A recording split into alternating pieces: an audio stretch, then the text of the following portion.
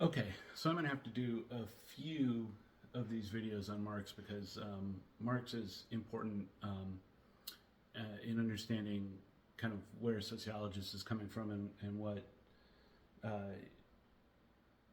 what yes, understanding where sociology is coming from. But before I do that, I do want to say, and this keys into some of the conversation from a few videos ago where I was talking about watching out for confirmation bias.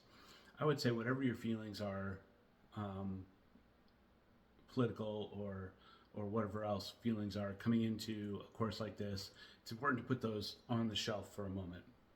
And uh, the reason for that is because if you come into reading something like these old timers with strong preconceptions, you're not going to actually understand them very well. I would even make the argument that you're probably not going to grow a ton. In which case, why take a course like this? Why read these old timers if you're not going to try and understand what they're saying and figure out how to integrate that into your thinking in your life. So if you feel like you are a super strong anti-commie red state person, um, put that aside for the moment because I kind of don't care that you are, and that's only going to get in the way of you understanding Marx. In the same way, if you feel like you yourself are a Marxist and eat the rich, put that aside for a moment because it's not going to actually. That's not why I want you to understand Marx in a class like this. Okay, um, why do I want you to understand Marx in a class like this? Well, aside from just being generally educated, um, which is, of course, good, and aside from Marx being, always included in sociology theory courses, so it's literally what the course is about, Marx also has a fairly mechanical model for human society that is a good stepping stone into thinking about how society works. What do I mean by that? Well, we'll talk about Durkheim next after I don't know how many Marx videos. But Durkheim wonders how societies hold together. Marx is interested in what's pulling them apart and then how they move forward. And Marx's model, like I said, is fairly mechanical. You've got some straightforward pieces. You've got the proletariat and the bourgeoisie. Marx says every society is, or even all of history, is the powerful exploiting the powerless, and then you get cracks in the system, and the system breaks down, and the next thing rises out of that. I am not a Marxist scholar, so when I say this is at least partly attributed to Hegel, I'm telling you what people say. But Hegel's model of development, historical or the history of ideas, at least, is one of thesis, antithesis, and then synthesis. And what do we mean by that? Well, when someone think about argument, when someone puts forward an idea, here's my thesis, right? And then the other person comes along and argues it and says, this is the antithesis. And then we've got a conflict here. And then the next third step comes in, which is a synthesis, where these two things, the weaknesses fall out, the next thing comes forward, and you move forward, and you've got the synthesis, which you have to move forward. Well, for Marx looks back at, I don't know what he would have thought about tribal societies, but he looks back at the feudal system and he sees the feudal system as exploiting, the kings and the lords are exploiting the peasants, and there are weaknesses to that system. But what ends up happening is so that you've got this exploitation here.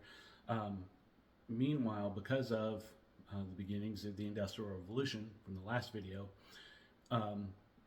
you've got these merchants and industrialists who are just doing their thing. They're making things, they're trading, they're making money, until eventually the merchants are so powerful because of their money that the land and political power system that was feudalism is outdated and weak, and the feudal lords didn't even know it.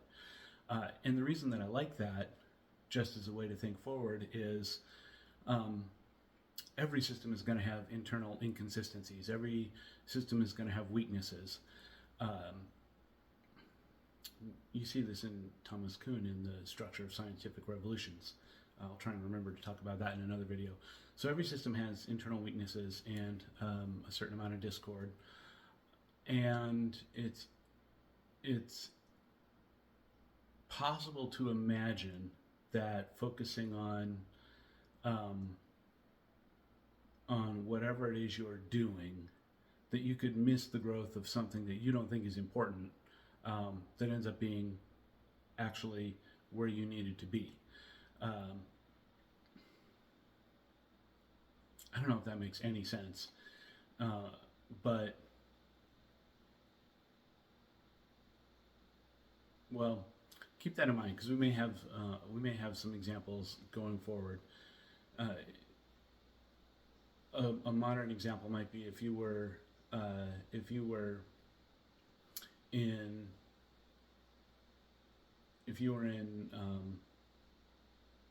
physical construction in the 1980s. Oh, nope. Here, I got the example. I heard this from the people that do rock candy tours in a presentation once, but they talked about here in Macon, where I am, how important they were for soul and southern rock in the 50s, 60s, and 70s, and you know, Macon was a hopping place then. Everything was great. Everyone was getting rich, or at least if they were into music, they were having fun. So, you know, what happened? Why did they, you know, why is it not that anymore? And whoever it was that gave this presentation was saying that they just missed the next thing. Well, what was the next thing? I'm at the age where by the time I went through a musical growing up, REM and B-52s were a lot of fun. And the whole new wave thing happened.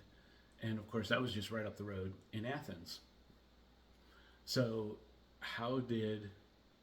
why would, if you had a whole recording industry based around soul and southern rock that was big and well-to-do here in Macon, how did a whole new genre pop up just 100 miles down the road that then ended up being the next thing? And the short answer was, nobody down here thought new wave was a thing that was going to stick. And they missed the boat, right? They were focusing on what they were doing. They were focusing on staying on top of the game they were playing, and this whole other thing pops up, and it's not going to be. It's not. You know. It's who cares? It's not that important.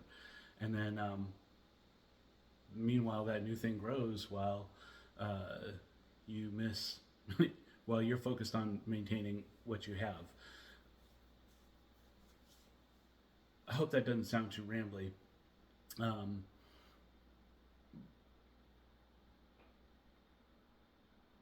Yeah, I hope that doesn't sound too rambly, but I do want you to try and understand how Marx is looking at